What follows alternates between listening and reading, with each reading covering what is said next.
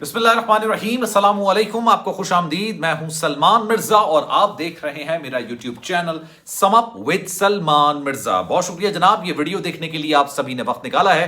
तहे दिल से वीडियो के आगाज में मैं आप सबका शुक्रिया अदा करता हूं और मेरी दुआ है कि आप जहां हो खैर आफियत से हो, सेहतमंद हो और तंदुरुस्त हो। जनाब, बॉलीवुड से एक तहलका खेज और बड़ी खबर निकलकर सामने आ रही है। वरुण धवन बॉलीवुड के सुपरस्टार, गो कि वो कोई ज्यादा अच्छे एक्टर तो है नहीं, ऑनेस्टली मुझे नहीं पसंद ज्यादा, मैं उनका फैन भी नहीं हूं, लेकिन जनाब डेविड धवन साहब के साहबजादे हैं वो। और जब से उन्होंने बॉलीवुड में कदम रखा है कोई खास उनको पजीराई मिल नहीं रही। हाँ, डेविड धवन के बेटे होने की वजह से उनको ठीक ठाक पजीराई मिलती है, लेकिन वो एक ऐसी बीमारी का शिकार हो गए हैं जिसको बताते हुए वो आप दीदा हो गए। मैं रिसेंटली उनका इंटरव्यू देख रहा था और वो अपने इंटरव्यू बता रहे थे जनाब वो एक इंतहाई खतरनाक बीमारी का शिकार हो चुके हैं। कोरोना वबा के बाद ये बीमारी उनको लगी है और इस बीमारी की वजह से वो जहनी तवाजुन कभी कभी अपना खो बैठते हैं। वैसे उनकी फिल्में देख के ऑनेस्टली ये लगता है कि वो जनाब अपने जहनी तवाजुन खो बैठे हैं, लेकिन खैर ऑनेस्टली एंड सीरियसली अगर आते हैं तो ये बड़ी खतरनाक बीमारी है। मैं आपको बताता हूं इसका नाम वेस्टिबुलर हाइपोफंक्शन। अच्छा, ये क्योंकि बीमारियों के नाम ना बड़े मुश्किल किस्म के होते हैं, अगर मैं प्रोनाउंसिएशन सही नहीं कर रहा तो मैं आपसे माजरत करूंगा। Vestibular hypofunction. अच्छा, इन्होंने इंटरव्यू में क्या कहा है ये तो मैं आपको आगे बताऊंगा, लेकिन बीमारी है क्या? बेसिकली बीमारी जनाब आंख, कान, नाक और पट्ठों का आप समझ लें कि तवाजुन बरकरार रखती है। आपके आसाबी मामलात में बड़ी ज्यादा दखल अंदाज होती है और जैसे आपके आसाब होते हैं, आप किसी चीज में कितना रिएक्ट करते हैं, कितनी जल्दी आपको गुस्सा आता है, इन तमाम चीजों को बड़ी इजीली से ये कंट्रोल करती है। अब मैं आपको डिटेल में बताता हूं। ये इस किस्म की खराबी है, ये बेसिकली बीमारी से ज्यादा खराबी है। वेस्टिबुलर हाइपोफंक्शन एक किस्म की खराबी है जो कान के अंदरूनी हिस्से में होती है। दरअसल इंसानी जिस्म में एक आसाबी निजाम कानों, आंखों और पट्ठों का तवाजुन बरकरार रखता है। अगर किसी को यह आर्जा लाहक हो जाए तो मरीज के दिमाग तक पैगाम पहुंचाने में दुश्वारी होती है, उससे दिमागी सेहत भी मुतासिर हो सकती है। यानी आप किसी चीज में रिएक्ट करते हैं, आपकी बॉडी आपके दिमाग तक पैगाम पहुंचाती है, उसके बाद आप रिएक्ट करते हैं। जैसे मैं अभी ये हाथ हिला रहा हूं तो जनाब ये एक सिग्नल जा रहा है दिमाग पे और उसकी वजह से मैं ये तमाम चीजें कर रहा हूं। अब ये बीमारी आपके दिमाग में जो पैगामात पहुंचाते हैं उसमें खलल का बायस बनती है। ये रुकावट है बेसिकली, और जिसकी वजह से इंसान आसाबी तौर पर या जहनी तौर पर अपना तवाजुन खो बैठता है। अच्छा, बातें हैं वरुण धवन के इंटरव्यू पर जो उन्होंने बताया।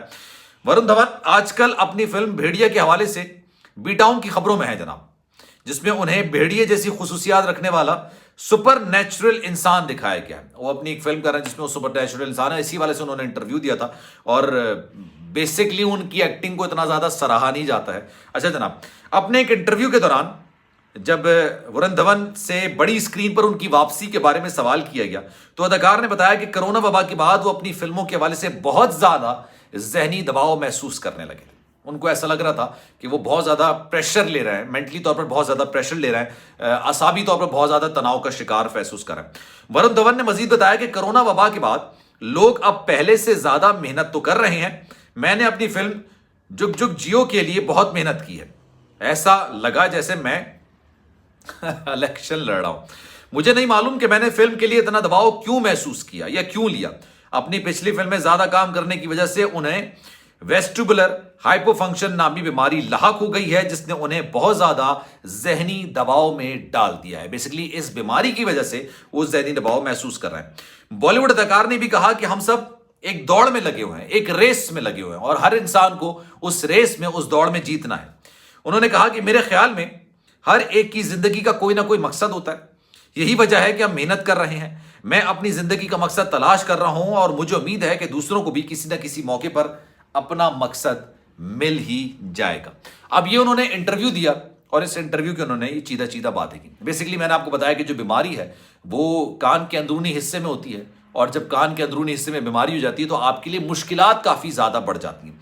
और ऐसा नहीं है कि बॉलीवुड के ये पहले सुपरस्टार हैं जिनको इतनी खतरनाक बीमारी लाहक है, क्योंकि ऑब्वियसली ये आपका जहनी तवाजुन बिगाड़ सकती है और इसके लिए उन्होंने पिल्स लेना या ये कह लें कि ट्रीटमेंट कराना बाकायदा शुरू कर दिया। बॉलीवुड के भाई सलमान खान साहब, बहुत कम लोग ये बात जानते हैं, बहुत कम लोग ये बात जानते हैं, लेकिन खुद उन्होंने एक इंटरव्यू के अंदर ये एतराफ किया था सलमान खान साहब ने। सलमान खान एक इंतहा से ज्यादा खतरनाक बीमारी मुब्तला है जिसका कोई इलाज नहीं है, जिसका कोई इलाज नहीं है। उसमें होता यह है कि आपका सर का दर्द इस हद तक बढ़ जाता है, इस हद तक बढ़ जाता है कि आप उसको बर्दाश्त नहीं कर पाते। कोई मेडिसिन, कोई भी पिल उसमें कारामद साबित होती नहीं है और कई दफा आप ये सोचते हैं कि इस दर्द से निजात के लिए मैं अपनी जिंदगी का खात्मा कर दूं। सलमान खान साहब ने अपने इंटरव्यू में ये बात कही है कि मैंने 2 बार ना सिर्फ खुदकुशी करने का सोचा बल्कि मैंने खुदकुशी को अटेम्प्ट भी किया है। उन्होंने बात बोली कि जनाब मैं अटेम्प्ट कर चुका हूं खुदकुशी को। ये जहन का जो दर्द होता है या दिमाग का जो दर्द होता है, सर का दर्द होता है, ये इस हद तक बढ़ जाता है, इस हद तक खतरनाक हो जाता है कि जनाब इसको कंट्रोल करना हमारे बस में, यानी सलमान खान कहते हैं कि हमारे बस में नहीं रहता। सलमान खान 2 बार अमेरिका गए हैं और दोनों बार जाके उन्होंने इलाज कराया। अब वो जाके कुछ बेहतर अपने अंदर महसूस कर रहे हैं सूरत हाल। तो जनाब इस पर आपकी क्या राय है? मैं चाहूंगा कि आप कमेंट सेक्शन में राय का इजहार जरूर करें। सलमान मिर्जा को दीजिए इजाजत। जिंदगी रही, सेहत रही और आपकी दुआएं रही तो इंशाल्लाह अगली वीडियो में आपसे फिर मुलाकात होगी। लेकिन जनाब जाने से पहले एक गुजारिश है, अगर आपने मेरा चैनल सब्सक्राइब नहीं किया सलमान मिर्जा ऑफिशियल, मेरे यूट्यूब चैनल को सब्सक्राइब जरूर करें, बेल आइकन जरूर दबाएं। ख्याल रखिएगा अपना। अल्लाह हाफिज।